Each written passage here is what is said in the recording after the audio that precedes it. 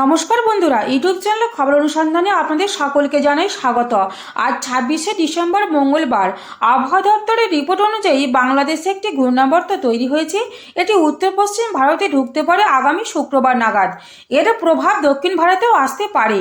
রাজ্যে আগামী কয়েকদিনের আবহাওয়া একই রকমই থাকবে।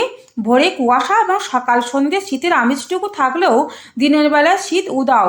পশ্চিমে ঝঞ্ঝার কারণে আগামী কয়েকদিন উত্তর পশ্চিম ভারতের রাজ্যগুলিতে পাঞ্জাব, হরিয়ানা, উত্তরপ্রদেশ এবং তার সাথে পূর্ব ভারতের রাজ্যগুলিও আসাম, মণিপুর, মেঘালয়, ত্রিপুরা, মিজোরাম এবং গাঙ্গেয় পশ্চিমবঙ্গ, বিহার আজ এবং আগামীকাল সকালের দিকে হালকা মাঝারি কুয়াশা থাকবে।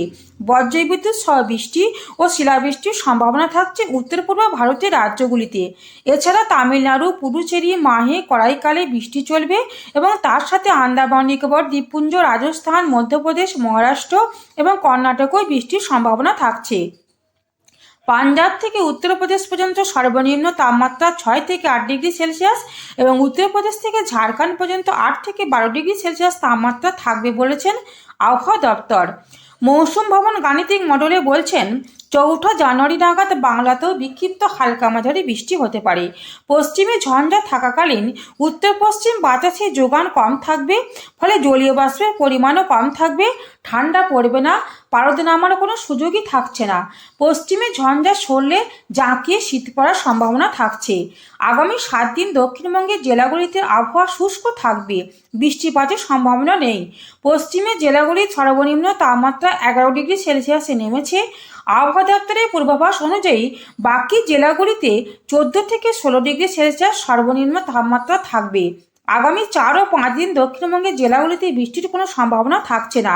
সকালের দিকে হালকা মাঝারি কুয়াশা। আগামী 23 জানুয়ারির পর থেকে দক্ষিণবঙ্গে কনকনে ঠান্ডা পড়ার সম্ভাবনা তৈরি হতে পারে। উত্তরবঙ্গের ক্ষেত্রে আলিপুর আবহাওয়া দপ্তর জানাচ্ছেন বৃষ্টির কোনো সম্ভাবনা থাকছে না। সকালের দিকেও হালকা মাঝারি কুয়াশা। তাপমাত্রা 16 ডিগ্রি সেলসিয়াসের আশেপাশে থাকবে কুচবিহার, আলিপুরদুয়ার, জলপাইগুড়ি জেলাতে। ঠান্ডা পরিস্থিতি যেমন আছে ঠিক তেমনটাই থাকবে, বিশেষ কোনো পরিবর্তন দেখা যাচ্ছে না।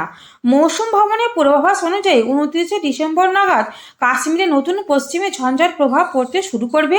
এর প্রভাবে 30 তারিখে নাগাদ সমতল ভূমিতে বৃষ্টির একটা আশঙ্কা থাকছে। নতুন বছরে বৃষ্টি হতে পারে মধ্য ভারতে, এমনকি পূর্ব ভারতেও এই হতে পারে। এই ছিল আবহাওয়া দপ্তরের দেয়া আজকের ওয়েদার আপডেট। এই ওয়েদার আপডেটগুলিকে সবার আগে জানতে হলে আপনারা আমাদের পাশে থেকে ভিডিওটিকে শেষ পর্যন্ত দেখে একটি লাইক দিয়ে চ্যানেলটিকে সাবস্ক্রাইব করে দেওয়ার রিকোয়েস্ট রইল। আজ এই পর্যন্তই। নমস্কার।